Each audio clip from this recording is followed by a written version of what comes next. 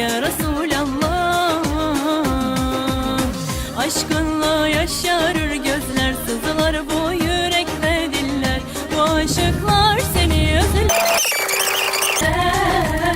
O güzel Resulün yüzünü görelim biz de cennette. Allah'ım bağışla bizi bu Mevlüt kandilinde. O güzel Resulün yüzünü görelim biz de cennette. Sensiz dünyayı neyleyim, yoksun ben bir viraneyim. Aşkınla bir divaneyim Muhammed ya Resulallah. Sensiz dünyayı neyleyim, yoksun ben bir viraneyim. Aşkınla bir divaneyim Muhammed ya Resulallah.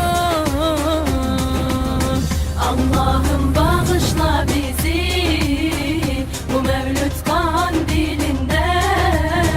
O güzel Resulün yüzünü görelim biz de cennette. Allah'ım bağışla bizi bu Mevlüt kandilinde. O güzel Resulün yüzünü görelim biz de cennette. Gözyaşlarım sele döner, bu deli her gün seni över. Seni anmak da çok güzel Muhammed ya Resulallah. Gözyaşlarım sele döner, bu deli her gün seni över. Seni anmak da çok güzel Muhammed ya Resulallah.